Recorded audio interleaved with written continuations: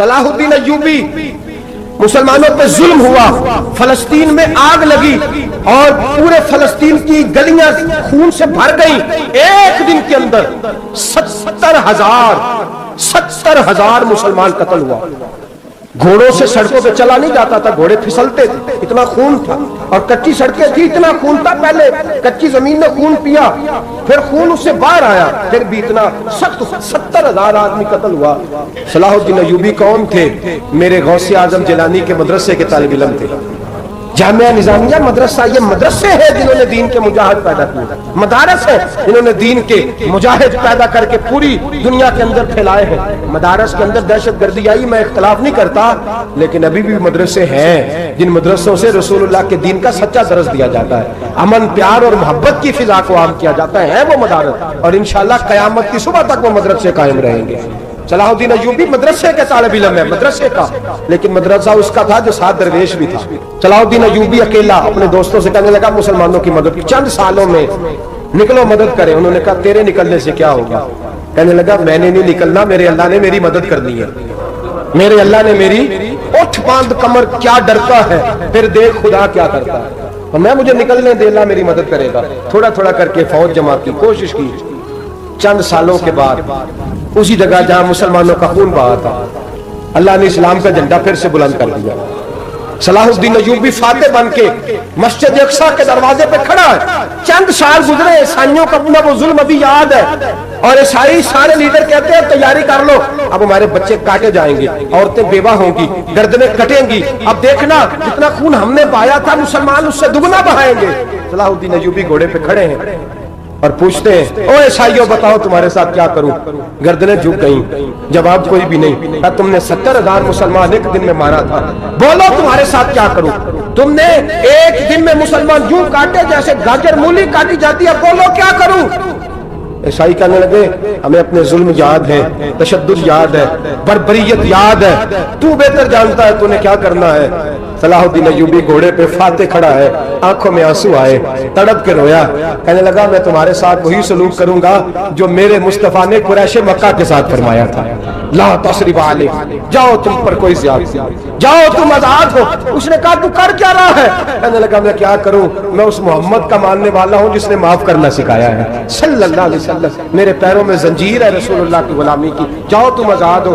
اس نے کہا تم آزاد ہو، لوگوں نے کلمہ پڑھنا شروع کر دیا، اشہد ان لا الہ الا اللہ واشہد ان محمدن عبدہ۔ سارے قبیلے کے کچھ نہ کچھ لوگ مسلمان، ایک قبیلہ رہ گیا مسلمان نہیں ہوتا۔ صلاح الدین ایوبی اپنے خیمے میں بیٹھے ہیں تو ایک بی بی آ گئی، اس قبیلے کا کوئی شخص مسلمان نہیں ہوتا۔ بی بی آئی، آ کے کہنے لگی میرے 4 بیٹے جنگ میں کھو گئے، چھوٹے چھوٹے بچے جنگ میں کھو گئے، مل نہیں رہے، فوجیوں کو حکم دے مجھے میرے بچے تلاش کر کے دیں۔ صلاح الدین ایوبی نے جھٹ پٹ سر پہ امامہ باندھا، نیزہ پکڑا، سینے بند باندھا، اپنے جبے کو سمیٹا اور باہر کہنے لگی تو کدھر جا رہا ہے؟ کہنے لگا میں خود تیرے بچے تلاش کر کے دوں گا۔ صلاح الدین چند سپاہی ساتھ میں گلی گلی نکلے، گلی گلی فجر کے نکلے، اثر ہو گئی، تھک گئے، 2 نمازیں صحرا میں پڑھی، جنگل کے اندر پہنچے تو ایک کونے میں 4 بچے ایک جگہ ڈرے اور سہمے ہوئے بیٹھے ملے۔ صلاح الدین ایوبی اٹھا کے لائے، ماں کو کہنے لگے تیرے بچے ہیں، نکلا اس لیے تھا کہ میرے نبی نے فرمایا بچے جدا ہوں تو ماں کو درد بڑا ہوتا ہے، اور میرے رسول نے فرمایا تھا جب جنگ کرنے جاؤ تو کھیت برباد نہ کرنا، فصلیں تباہ نہ کرنا، بچوں کو ماں سے جدا نہ کرنا۔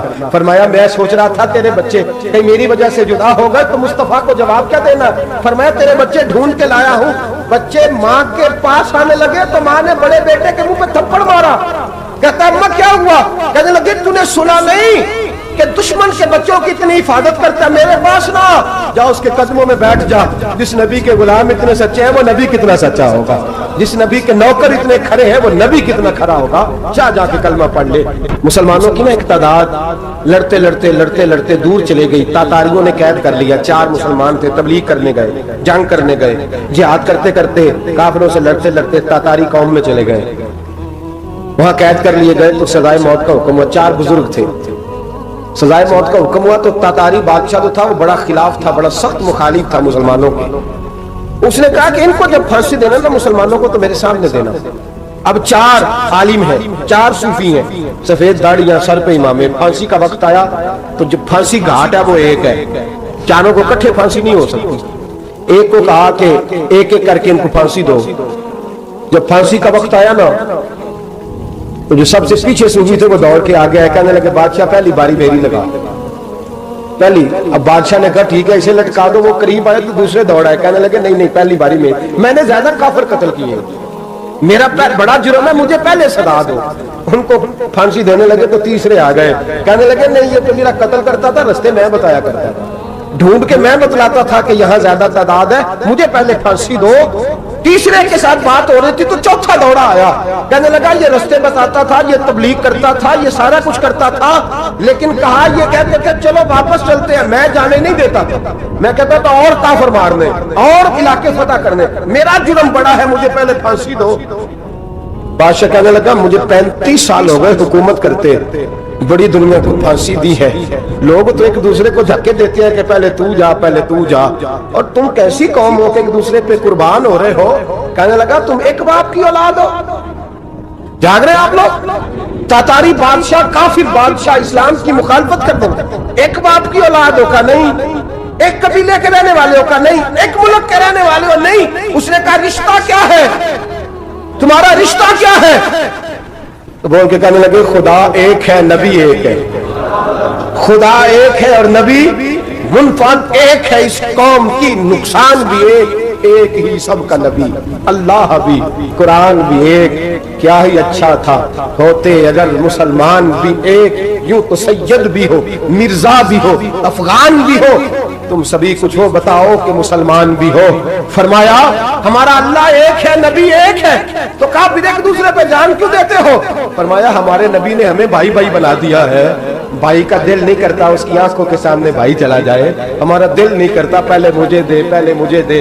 बादशाह कहने लगा तुम्हारा जज्बा मुझे मुतासर कर गया, जाओ मैं तुम चारों को आजाद करता हूं, तुम्हें आजाद करता हूं। मेरे दोस्तों ये रंग था, देखे ना, ये इस धरती ने निजाम देखा है ना, इस फलक ने पहली बार देखा, इस जमीन ने पहली बार, और मेरे हज़रत साहब फरमाया करते थे जमीन तड़प के रोई, उसने पहली दफा देखा। ओहद का मैदान है, 3 सहाबा तपती हुई जमीन पे जख्मों से चूर चूर पड़े हैं। हजरत अनस बिन नजर रज़ी अल्लाह ताला अन्हु पानी का प्याला लेके पहुंचे, एक जख्मी से कहा तुझे पानी पिलाना है, तो कहने लगा मेरे जख्म थोड़े हैं, वो जो साथ पड़ा है उसके जख्म गहरे हैं, पहले उसे पानी पिला दे, जा उसे दे दे। उसके पास पहुंचे तो वो कहने लगा वो मुझसे पहले गिरा था, उसका जख्म ज्यादा गहरा है, उसे पानी पिला। तीसरे के पास गए तो कहने लगा चौथा तड़प ज्यादा रहा है, उसकी उम्र ज्यादा है, मैं तो जवान में बर्दाश्त कर लूं, बुढ़ापे की वजह से निढाल हो गया है, पहले उसे पानी पिला। चौथा कहने लगा पांचवें के पास जा, पांचवा कहने लगा छठे के पास जा। हजरत अनस बिन नजर कहते मैं रो पड़ा, मैंने कहा मोहम्मद के गुलामों, रसूल ने तुम्हें कैसा जज्बा दे दिया है, जुबानें प्यास से बाहर है लेकिन तुम्हारी अखुबत मरते दम तक कायम है। कहते मैं 7वें के पास गया तो कहने लगा अगर 6 कुर्बानी दे सकते हैं तो मुझे खुद गर्ज न समझ, मैंने नहीं पानी पीना, जा पहले के पास ले जा। कहते मैं पहले के पास आया तो रूह परवाज कर गई, दूसरे के पास आया तो रूह परवाज कर गई, मैं 7वें तक आया तो इंतकाल कर गए। कहते हैं पानी का प्याला मैंने उठाया और मैंने जमीन पे रखा तो मैंने कहा पानी खवा रहना, मोहम्मद के गुलाम मर तो जाते हैं पर एक दूसरे का ख्याल बड़ा रखा करते हैं, खवा रहना ये मर जाया करते लेकिन एक दूसरे का दर्द। मेरे दोस्तों लुटा हुआ बर्मा, रोते हुए मुसलमान, सिसकियां और आहें लेती हुई माएं पूछती हैं ऐ खासा ए खासाने रसूल वक्त दुआ है, उम्मत पे तेरी आके अजब वक्त पड़ा है। वो दीन जो बड़ी शान से निकला था वतन से, परदेश में वो दीन आज गरीबुल गुरबा है।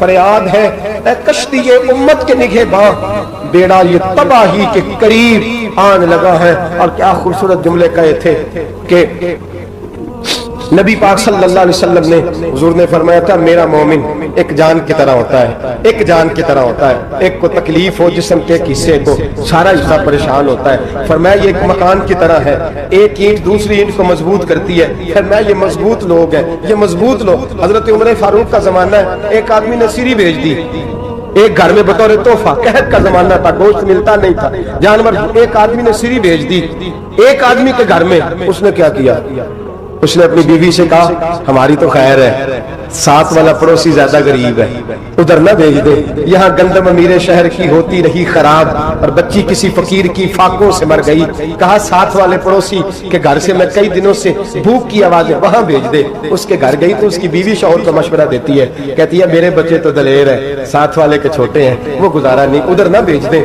ادھر گئی، ایک روایت ہے 7 گھر، ایک روایت ہے 21 گھر، 21 گھروں میں گھومتی ہوئی وہ شریف پھر پہلے کے گھر میں آ گئی اور پہلا صحابی کہنے لگا صرف تو نے ہی محمد کا کلمہ نہیں پڑھا، باقی بھی اس نے بھی پڑھا ہوا ہے، صرف تو نے ہی رسول اللہ سے یہ درس نہیں لیا، باقیوں نے بھی لیا ہے، اور صرف تیرے اندر ہی جذبہ اظہار نہیں، تو ہی صرف مسلمانوں سے پیار نہیں کرتی، سارے ہی پیار کرتے ہیں۔ وہ شریف پھر آ گئی، اب کیا کرنا ہے، اب کیا کرنا ہے؟ امام نبوی نے لکھا ہے، وہ کہنے لگی کرنا کیا ہے، پکاؤں گی میں اور کھائیں گے 21 گھر، پھر بھی اکیلے نہیں کھائیں گے، پکاؤں گی میں اور کھائیں گے 21 گھروں کے مطابق شوربہ پکا، اور پھر برتن میں ڈال کے وہ بی بی ایک کے گھر کا دروازہ کھٹکھٹاتی ہے، کہتی ہے مصطفیٰ کے غلاموں نکلو باہر اور کھاؤ، اس لیے کہ جس نبی نے مجھے پیار کا حکم دیا اسی نے تمہیں بھی پیار کرنا سکھایا ہے، یہ رنگ چشم فلک نے سکھایا ہے۔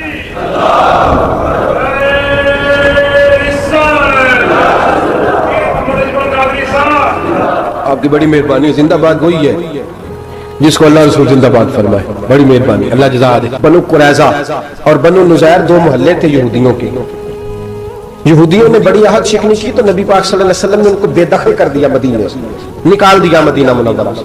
یہودی نکل گئے مدینہ طیبہ سے، تو جب وہ نکل کے جا رہے تھے تو ان کے مکان، ان کے باغ، ان کی جائیدادیں بچ گئیں۔ نبی پاک علیہ السلام نے انصار مدینہ کو پہلے بلایا، جاگ رہے ہیں نا آپ لوگ، پیسے آتے کسی کو برے لگتے ہیں، اب تو یہ بھی حلال حرام کی تمیز بھی اٹھتی جا رہی ہے، جائیداد، باغ، مال، علاقہ خالی ہوا ہے، وہ چلے گئے، لوگ تو ڈھونڈتے پھرتے ہیں، اللہ خیر فرمائے، شاملہ ہر جگہ ملتی نہیں اب شہروں میں، وہ کس کس نے نام کرا لیا، کدھر گئی ہے کوئی خبر ہی نہیں، خالی جگہ پڑی ہے۔ میرے نبی پاک علیہ السلام نے پہلے انصار مدینہ کو بلایا، حضور نے فرمایا انصاریوں بہت بڑی جائیدادیں یہودیوں کی، بنو نزیر اور بنو قریظہ محلے خالی ہو گئے، میرا دل کرتا ہے وہ تمہیں دے دوں، اس لیے کہ تم نے اپنے مہاجر بھائیوں کے ساتھ بڑا تعاون کیا، جائیدادیں تم نے دے دی ہیں، مکانات دے دیے ہیں، بڑا کچھ تم نے دیا ہے، میرا دل کرتا ہے وہ تمہارے نام کر دوں۔ تو انصار مدینہ کیا کہنے لگے یا رسول اللہ دے تو ہم نے دیا ہے پر وہ بیچارے جھجکتے ہی رہتے ہیں، وہ جھجکتے ہی رہتے ہیں، کھل کے ہماری چیزیں استعمال نہیں کرتے، تو حضور ہم تو پہلے ہی انصار ہیں، ہمارے پاس بڑا کچھ ہے، آپ مہربانی فرمائے وہ سارا کچھ مہاجروں کو دے دے مہاجرین کو، ہمیں نہیں چاہیے۔ اب چلے گئے بات کر کے، میرے حبیب پاک نے مہاجروں کو بلا لیا، فرمایا بنو نزیر اور بنو قریظہ قبیلے کی جائیدادیں آئی ہیں، تمہارے پاس بظاہر جو چیزیں ہیں بھی وہ بھی انصار مدینہ کی ہیں، تو میرا یہ خیال ہے کہ وہ سارا کچھ تمہیں دے دیا جائے۔ ابو بکر صدیق رضی اللہ تعالیٰ عنہ کہنے لگے یا رسول اللہ صلی اللہ علیہ وسلم ہمارے انصار بھائیوں نے ہمارے لیے دل تک کھول دیے ہیں، حضور انہوں نے ہر چیز بانٹ کے ہمارے سامنے رکھ دی ہے، ہم اتنے خرد غرض ہیں کہ سارا کچھ لپیٹ جائیں، کہ حضور ہمارے پاس جو مکان ہے وہ ہے، ہم کاروبار کر رہے ہیں، تجارتیں کر رہے ہیں، مزدوریاں کر رہے ہیں، ہم انشاءاللہ اور بنا دیں گے، آپ یہ ہماری طرف سے ہمارے انصار بھائیوں کو گفٹ کر دیں گا، آپ انہیں دے دیں۔ میرے حبیب کی آنکھوں میں آنسو آ گئے، میرے نبی پاک علیہ السلام رو پڑے، یا رسول اللہ کیوں روتے ہیں؟ فرمایا تمہارا یہ بھائی چارہ قائم رہا تو اللہ اسلام کو بڑی قوتیں عطا فرمائے گا، اللہ طاقتیں دے گا اسلام کو، اگر تمہارا یہ رنگ قائم رہا، یہ انداز، میرے غلاموں تمہارے یہ طور طریقے کہ بھائی کہتا ہے دوسرے کو، دوسرا کہتا ہے تیسرے کو۔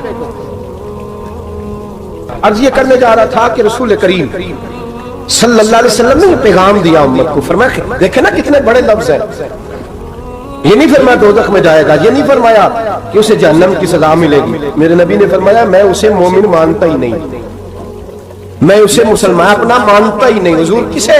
فرمایا جو پیٹ بھر کے کھاتا ہے اور اس کا ہمسایہ بھوکا سو جاتا ہے، میں مومن ہی نہیں مانتا۔ سزا تو تب ملے گی نا کہ جب میں کسی سزا کا اعلان کروں، میں مانتا ہی نہیں، وہ میرا ہے ہی نہیں، خود پیٹ بھر کے کھا رہا ہے، ہمسایہ اس کا بھوکا، میں نہیں مانتا۔ انما المؤمنون اخوہ، مومن بھائی بھائی، میں مانتا ہی نہیں اسے۔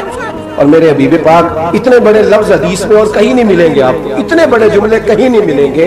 میرے نبی پاک نے فرمایا اللہ کہے گا قیامت کے دن कौन? इतने बड़े लफ्ज हदीसों में मिलते नहीं जितने ये हैं। हुजूर ने फरमाया, रब फरमाएगा बंदे से कि मैं तेरे पड़ोस में भूखा था, तूने मुझे रोटी क्यों नहीं खिलाई? कौन कह रहा है? अल्लाह कह, मैं भूखा था, तूने रोटी नहीं दी, मैं नंगा था, तूने कपड़ा नहीं दिया, मैं प्यासा था, तूने पानी नहीं पिलाया, मैं बीमार था, तू तीमारदारी। या अल्लाह, ना तू खाता है, ना पीता है, ना कपड़ा पहनता है, ना तू बीमार होता है, ला ताखुज़ू सिनतुम वला नौम, तुझे बीमारी आती नहीं, ऊँग नींद नहीं आती, मेरे मालिक तू मेरे पड़ोस में था। हुजूर फरमाते हैं, रब फरमाएगा, वो जो बंदा तेरे पड़ोस में भूखा था तो बंदा तो मेरा ही था ना, वो जो बंदा तेरे पड़ोस में नंगा था तो बंदा तो मेरा ही था ना, वो जो तेरे पड़ोस में प्यासा तड़पता रहा तो वो मेरा ही बंदा था। तू दवाई लेने जाए तो बड़े अस्पताल में और उस बेचारे को 20 रुपए पर्ची के भी मुयस्सर ना आए तो मेरा ही बंदा था। मेरे दोस्त ख्याल कर और याद रख, ये जो हमसाये ममालिक में जुल्म होते हैं, ज्यादतियां होती हैं, हमारे घर का पंखा अच्छा चलता है, हम जुलूस उस वक्त निकालते हैं जब हमारी लाइट बंद होती है, हम जुलूस उस वक्त निकालते हैं जब हमारा एसेट जो हमें तंग करता है, हम उस वक्त दर्द महसूस करते हैं जब हमारे घर तक आग आ जाती है। ये जो बाहर आग जल रही है ये तेरे घर भी आ सकती है, ये जो बाहर फसाद हो रहा है ये तेरे दरवाजे तक आ सकता है। मेरे रसूल पाक ने एक जान, मुसलमान को एक जान करार दिया। मुझे बताइए, उंगली को कट लग जाए, मुसलमान एक जान है ना, उंगली को लग जाए कट, दिमाग कहता है मैंने नहीं सोचना इसके बारे में, मैंने इसके दर्द को महसूस ही नहीं करना, उंगली की दर्द है, उंगली जाने, उसका काम जाने। ऐसे ही होता है ना। बोले पैरों से कहते हैं, उंगली कहती है चल डॉक्टर के पास, पैर कहते हैं नहीं मैंने नहीं जाना, उंगली का काम है उंगली जाए। ऐसे ही है ना। दिल से कहते हैं तू तड़प थोड़ा सा, उंगली को दर्द है, कहते मैं क्यों तड़पूं, उंगली का मामा, उंगली जाने, उसका काम जाने। टेलीफोन करना है, डॉक्टर साहब का पता करना है तो कान कहते हैं मैंने नहीं बात सुननी डॉक्टर साहब की, जुबान कहती है मैंने नहीं बोलना, उंगली जाने। ऐसा होता है। पैर एहतजाज कर दे कि मैंने डॉक्टर के पास, मैं कुछ अगर खाता फिरूं डॉक्टर की दुकान की, उंगली को दर्द है उंगली जाने। ऐसा होता है भाई। मेरे रसूल पाक ने फरमाया मुसलमान एक जान है, तो दर्द बर्मा के मुसलमानों को हो रहा है तो पाकिस्तानी कह रहे हैं कोई बात नहीं, वो जाने, उनका काम जाने। एक जान है ना, दर्द होना चाहिए, तकलीफ होना चाहिए। फट्टे पे बातें होती हैं इस मौजूद पे, असेंबली पे गुफ्तगू हुई है इस मौजूद पे, आपकी सूबाई असेंबलियां इस मौजूद पे बोली हैं, आपके काउंसिल इस मौजूद पे बोले। हम तो अपनी अपनी सियासत, अपने अपने तमाशे, अपने अपने चक्रों में लगे हुए। वो दरिया के अंदर सिसकते मुसलमान, बंगाली कहते हैं हमारे नहीं, बर्मी कहते हैं हमारे नहीं, पाकिस्तानी कहते हैं हमारे नहीं, तुर्की कहते हैं वो किसके हैं, वो किसके हैं? वो अल्लाह के बंदे हैं, मोहम्मद अरबी के गुलाम है सल्लल्लाहु अलैहि वसल्लम। लेकिन मेरे दोस्तों, क्या हमें क्या गर्ज है, वो जाने उनका काम जाने। ये जब तेरे पैरों तक आग आएगी फिर तुझे पता चलेगा ये बड़ी सख्त आग है। आज जिस काफिर ने बर्मा पर अरसा दराज तंग किया है, मुसलमान थोड़े थोड़े मुफाद लेने की खातिर ना, बनु अब्बास और बनु उमैया की जंग चल रही थी। बनु अब्बास जो थे वो गालिब आ गए, बनु उमैया जो थे उनकी हुकूमत खत्म हो गई। तो ईसाइयों ने बनु उमैया से कहा कि हम तुम्हारे साथ ताउन करते हैं, हम तुम्हारे साथ ताउन करते हैं और बनु अब्बास पे गलबा पाके तुम्हें हुकूमत दिलाते हैं। बनु उमैया बड़ी जद्दोजहद कर रहे थे बादशाही के लिए, लेकिन उन्होंने कहा कि हम लड़ रहे हैं, कोशिश कर रहे हैं, लेकिन हमें किसी काफिर की मदद की जरूरत नहीं। हम जितना मर्जी लड़े लेकिन काफिरों के हाथे बनु अब्बास को मरवाने को हम तैयार नहीं। मैं खबरदार, तुम्हारा आपस का मामला है, हम खुद निमट लेंगे, तुम्हें इजाजत नहीं देते, तुम अंदर कूदो और कूद करके तुम फसादात पैदा करो और मुसलमानों के अंदर तकसीम करो। मेरे दोस्तों, मुसलमान को सोचना चाहिए, सोच बड़ी रखनी चाहिए। घर की जंग से निकल आ, अब बहू सास के झगड़े से बाहर आ जा, अब मल्ले की सियासत छोड़ के बाहर का सोच। अब इस्लाम को तेरी हाजत है।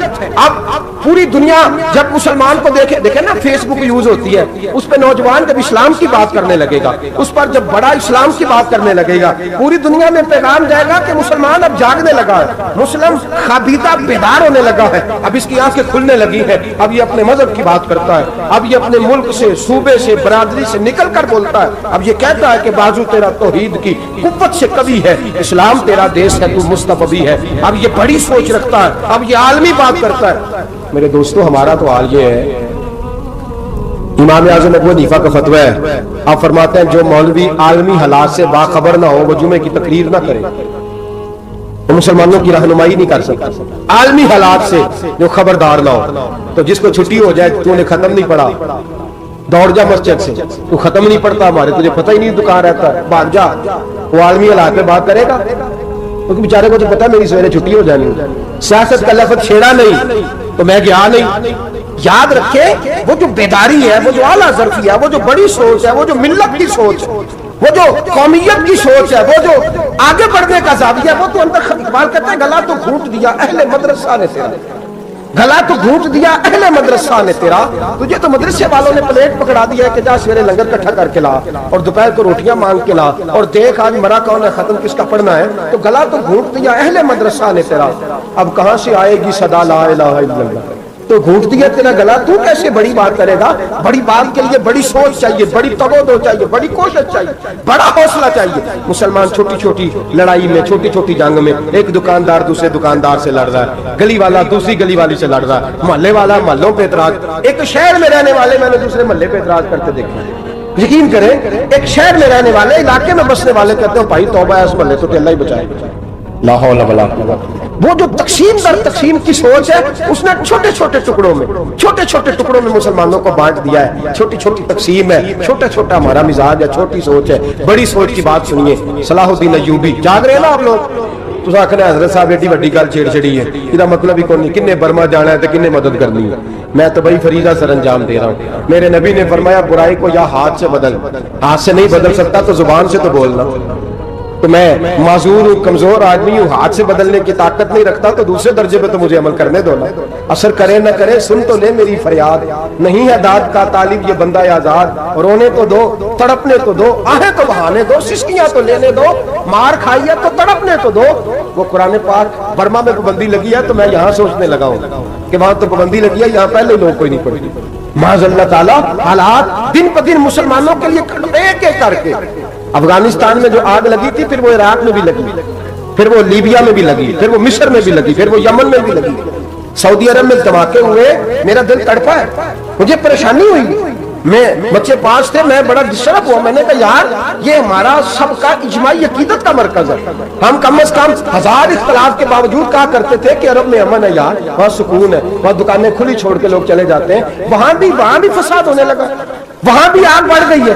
لیکن ہم صرف چھوٹی چھوٹی کر کے جب آگ بجھانے کی کوشش کریں گے, اس وقت آگ نہیں بجھے گی. جب ہر آدمی اپنے پیالے میں پانی لے کے آئے گا, ہر شخص اپنے گھر کی نل چلائے گا, ہر شخص نلکا چلائے گا اور پانی نکال کے یہ آگ بجھائے گا, تب یہ آگ بجھے گی. ہر آدمی کو کردار, سوچ بڑی کرے, نظریہ بڑا کرے, ملت کی بات کرے, مسلمان ہو کے سوچے, مسلمان ہو کے سوچے. خدا را نکلے یہ گھر کے جھگڑوں سے, تھوڑی دیر کے لیے اپنے آپ کو بڑا کرے, بڑی سوچ آپ بنائیں. جب دوستیاں لگائیں, یارانے لگائیں, کہ چھوٹے موٹے حساب سے بچیں. بابا بلے شاہ صاحب فرماتے کوڑے ورک کتاب نہیں ہوندے, کوڑے ورک کتاب نہیں ہوندے, پتھر دل گلاب نہیں ہوندے, او بلیا یاری سوچ کے لائیں, یارا نال حساب نہیں ہوندے. پھر ذرا نکلے اس حساب کتاب سے بات, بلیا یاری سوچ کے لائیں, یارا نال صاحب نہیں ہوندے. پھر ذرا بڑا ذہن کرے, چھوڑے اپنے حساب. یبصرون علی انفسہم ولنبلونکم بشیء من الخوف والجوع ونقص من الاموال والانفس والثمرات. پھر حساب کتاب سے نکلے, پھر امام علی مقام کی طرح یہ سوچ بنائے کہ حسین کے بچے چلے جائیں تو کوئی حرج نہیں, امت پر آنچ نہیں آنی چاہیے. ایک امام علی مقام, کل تک امام میدان میں کھڑے تھے تو اکیلے تھے, لیکن آج پوری دنیا کہتی ہے حسین ہمارا ہے, حسین ہمارا. آج نظریہ امام علی مقام زندہ ہے, تو اکیلا ہے تو کھڑا ہو. یہ نہ کہا کر چھوٹی سی مسجد ہے, ایک کونا اگر کھڑکاوا مولانا تقریر کر رہے ہیں تو کیا بنے گا, ایک آواز کہیں سے گونجا کرتی ہے, پھر اس میں تاثیر میرا اللہ پیدا فرما دیا کرتا ہے, پھر اس کے اندر قوت میرا رب پیدا فرما دیا کرتا ہے, پھر اللہ اس میں تاثیر پیدا کر کے 4 دانگ عالم میں پھیلا دیا کرتا ہے. جب آپ نماز پڑھ رہے ہوتے ہیں, جب آپ کا مصلی آباد ہوتا ہے, صلاح الدین ایوبی ایک بزرگ سے ملاقات ہو گئی, بیت المقدس پر قبضہ تھا عیسائیوں کا.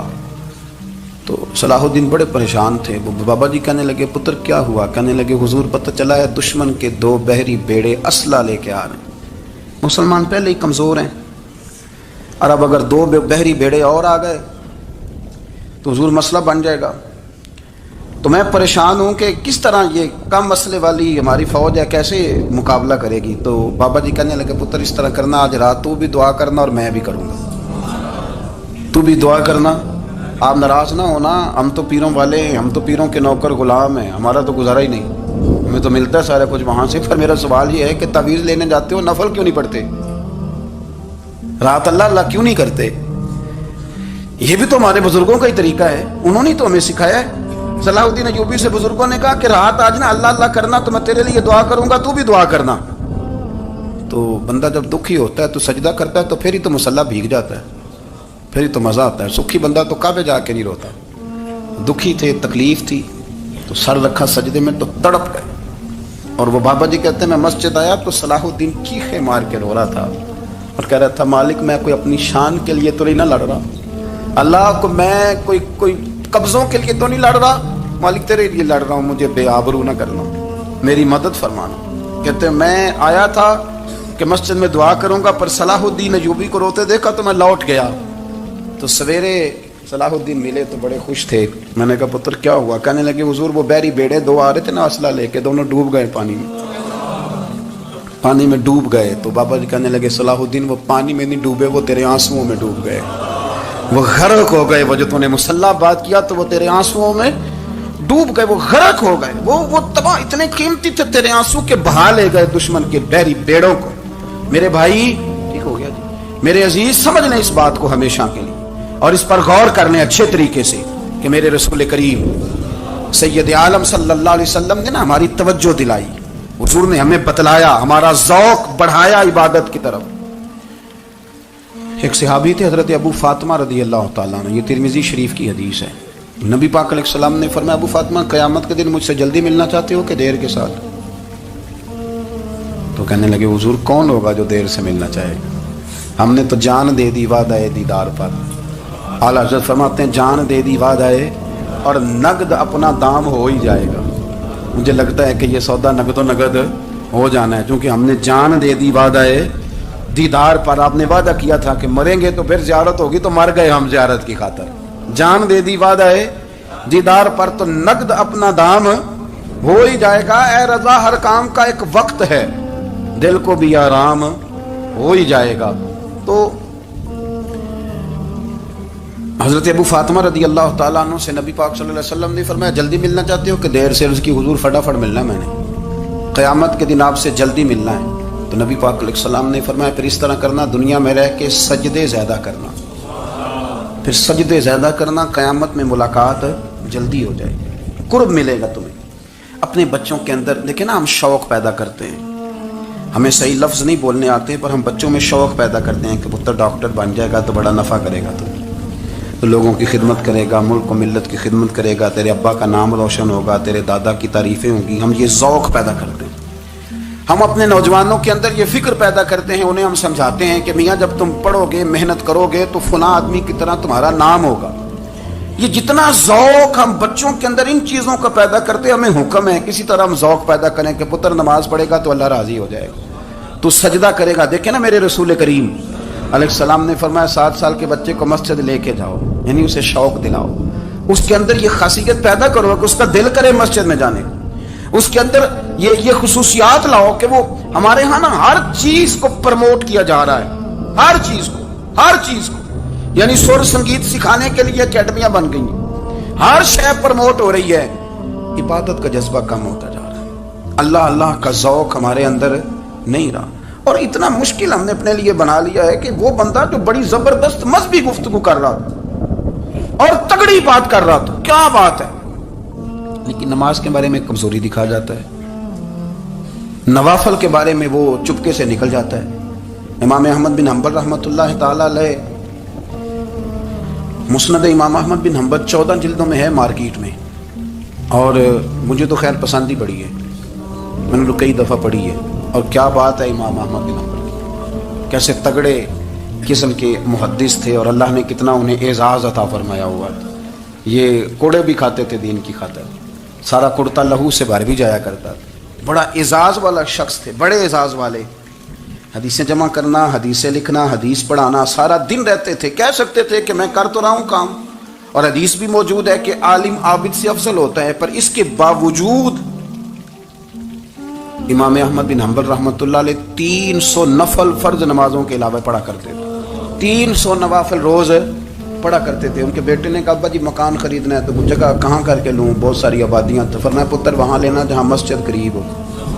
میرے رسول کریم سید عالم صلی اللہ علیہ وسلم اتنا پسند کرتے مسجد کو, اتنا پسند کرتے نماز کو, کہ رسول کریم صلی اللہ علیہ وسلم تہجد کی نماز بھی پڑھتے, پھر حضور فجر کی نماز بھی پڑھتے. نبی پاک وتر کو الگ کر کے پڑھتے, عشاء کے ساتھ نہیں پڑھتے. یہ تو ہم اس لیے اجازت دی ہمارے بزرگوں نے کہ بعد میں اٹھے گا کون علیحدہ وتر پڑھنے کے لیے, عشاء کے ساتھ پڑھ لیں، وطر پڑھتے، تہجد پڑھتے، فجر پڑھتے، اشراق پڑھتے، چاشت پڑھتے، پھر مغرب کی نماز کے بعد 6 رکعت اوابین پڑھتے، پھر رات کو صلاۃ اللیل پڑھتے۔ سیدہ عائشہ صدیقہ کہتی ہیں زمانہ سو جاتا اور میرے رسول مصلی بچھا کے کھڑے ہو جاتے۔ او یار کھیتی باڑی کر کے نہیں، محنت مزدوری کر کے نہیں، جناب عائشہ کہتی ہیں میں یہ بھی دیکھتی کہ حضور ایک آیت شروع کرتے تو ساری رات اسی کو پڑھتے، اور میری نظر جاتی تو قدم مبارک پہ ورم آ جاتا۔ یار نماز پڑھ پڑھ کے اتنی مشقت کر کے اتنی جد و جہد کر کے ورم آ گیا، یا رسول اللہ اتنی محنت کیوں کرتے ہو؟ فرمایا فلا اکون عبدا شکورا، کیا میں اپنے رب کا شکر گزار بندہ نہ بنوں؟ صحابہ کا ذوق عبادتوں کا، ریاضتوں کا، تلاوتوں کا، طبیعت ہے ان کی، وہ ایک دوسرے کو، حضرت مولا علی شیر خدا کرم اللہ تعالی وجہہ الکریم کے زمانے میں روم کے بادشاہ نے کہا یار یہ مسلمانوں کا پتہ تو کرو، یہ آخر کیوں اتنے زیادہ مجاہد ہیں؟ اس زمانے میں جاسوس بھیجنے کا مزاج تھا، اب تو جاسوس پکڑا جاتا ہے، اب تو جاسوس اور جاسوسی کا شوق ویسے آج بھی ہے۔ عرض کروں تھوڑی سی بات اس عنوان سے، پتہ ہے کیا ہمارا مسئلہ ہے؟ ہم جہاں جاتے ہیں نا وہاں تھوڑی خوشبو سونگنے کی کوشش کرتے ہیں، وہ کیا ہے تو یہ کیا ہے تو ادھر کیا ہے تو تھوڑا سا ادھر کیا ہے۔ میرے رسول پاک پڑھیے درود شریف، سارے پڑھیے ذرا زور سے، صلی اللہ تعالی۔ نبی پاک علیہ السلام نے فرمایا جاسوسی نہ کرنا ورنہ تم بندوں کو خراب کر دو، اور فرمایا اس طرح نہ ہو کہ تم کسی کے اب کھول نہ نکلو تو تمہارے پہلے کھل جائیں۔ یہ جو ذوق ہے نا یہ ختم کریں، چھوڑیں، مطلب آپ کس چکر میں پڑے ہوئے ہیں، اتنی زیادہ توجہ کرنے کی کیا ضرورت ہے؟ اپنے کام سے کام رکھیں، اس میں بندہ تھوڑا سا نا آسان رہتا ہے۔ یہ جو بہت زیادہ ٹٹولنے والے لوگ ہوتے ہیں نا وہ بیچارے پھر عمر ٹٹولتے ہی گزار دیتے ہیں، اس لیے کہ مزاج ہی بہت پکا ہے، گوری کا منہ کھول کے اندر تک ہاتھ ڈالنا، تو پھر کئی دفعہ سامنے سے بچھو بھی لڑ جاتا ہے، خرابی ہوتی۔ تو جاسوسی کی جاتی تھی، اس نے بھی جاسوس بھیجے، کیونکہ قبیلوں کے لوگ تھے، کچھ مسلم کچھ کافر، پہچانے نہیں جاتے تھے لوگ، تو کچھ لوگ اس نے بھیجے، انہوں نے آ کے نا تحقیق کی، ریسرچ کری کہ آخر ماجرا کیا ہے، تو واپس جا کے انہوں نے رپورٹ دی نا روم کے بادشاہ کو۔ اس رپورٹ کا ایک جملہ بڑا شاندار ہے، وہ کہنے لگا بادشاہ ہمیں مسلمانوں کی کوئی سمجھ نہیں آئی، ہمیں کوئی سمجھ نہیں آئی۔ انہوں نے کہا کیوں نہیں سمجھ آئی؟ کہنے لگے یار عجیب بندے ہیں، جب رات مصلی پہ بیٹھتے ہیں تو یوں لگتا ہے ان کا دنیا سے رشتہ ہی کوئی نہیں، کوئی کسی کو نہیں جانتا، کوئی اپنے دکھ سنا کے رو رہا ہے، کوئی اپنی بات کر کے رو رہا ہے، لگتا ہے کہ ان کا کوئی رشتہ ہے ہی نہیں جب مصلی پہ بیٹھتے ہیں۔ اور فرمایا جب سویرے یہ جہاد کرنے نکلتے ہیں تو لگتا ہے ان سے زیادہ دلیر ہی کوئی نہیں، حالانکہ جو مسلوں پہ رونے دھونے کے لوگ ہوتے ہیں وہ کئی دفعہ جہاد میں کام نہیں کرتے، لیکن عجیب لوگ ہیں کہ رات کے راہب ہیں، دن کے مجاہد ہیں، کوئی سمجھ نہیں آتی۔ میرے عزیز ان لوگوں نے مسلح آباد کر کے رکھا، تلاوتیں ان کا ذوق رہی، منظر روز پڑھنا، اسباق پڑھنا، وظائف پڑھنا، یہ ان کا ذوق رہا۔ اعلیٰ حضرت بریلوی رحمت اللہ نے ایک 1000 کتاب لکھی ہے، لیکن الوظیفۃ الکریمہ کے نام سے جو وہ صبح و شام وظائف پڑھتے تھے وہ الگ انہوں نے ان کو بیان کیا، پابندی کے ساتھ اپنی اللہ اللہ کرتے۔ شیخ شہاب الدین سہروردی رحمت اللہ علیہ، اس پر ایک بندے نے اعتراض کیا، اس نے کہا جی آپ کس قسم کے صوفی ہیں، مرید بیٹھے ہیں اور آپ وہاں نفل پڑھ رہے ہیں؟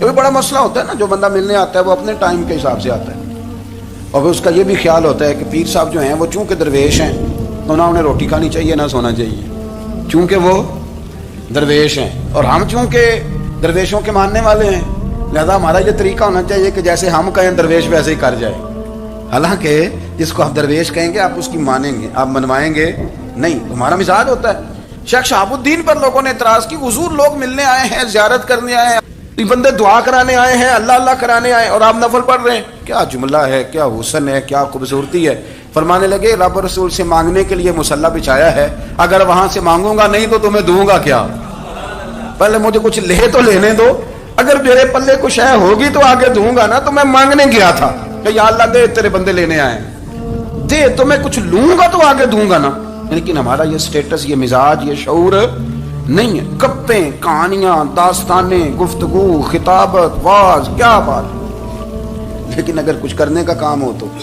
انہی ہم سے ہوتا۔ میرے نبی کریم علیہ الصلوۃ والسلام نے مصلی سے دل لگانے کا درس دیا، حضور نے توجہ دلائی، صحابہ اس ذوق کے حامل لوگ تھے، وہ کوشش کرتے تھے۔ جناب صدیق اکبر رضی اللہ تعالیٰ عنہ کا عبادت کا مزاج ہمیشہ قائم رہا. حضرت عمر فاروق ساری رات اللہ کے حضور کھڑے رہے.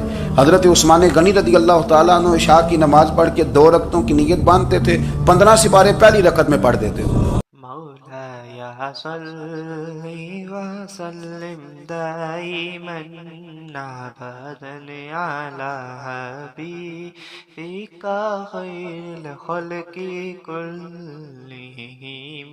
مولاي صل وسلم دائما ابدا على حبيبك خير الخلق كلهم.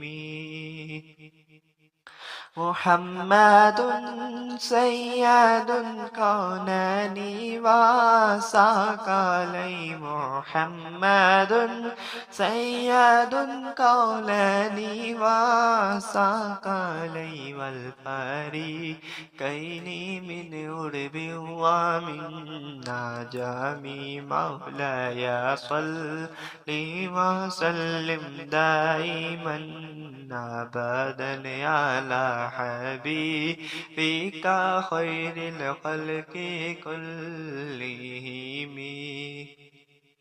هو الحبيب الذي ترجى شفاعته.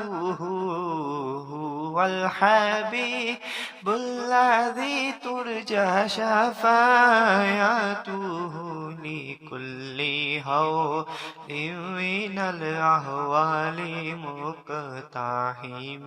مولاي صل وسلم دائما ابدا على حبيبك خير الخلق كلهم. فاق النبيين في خلق وفي خلق. فاق النبيين في خلق وفي خلق ولم يدانوه في علم ولا كرم. مولاي صل وسلم دائما ابدا على حبيبك خير الخلق كلهم. مولاي صل وسلم دائما ابدا على حبيبك خير الخلق كلهم. مولاي صل وسلم دائما ابدا على حبيبك خير الخلق كلهم. محمد سید الکونین وثقلین. محمد سید الکونین وثقلین والفریقین من عرب ومن عجم. مولاي صل وسلم دائما ابدا على حبيبك خير الخلق كلهم. هو الحبيب الذي ترجى شفاعته. هو الحبيب الذي ترجى شفاعته لكل هول من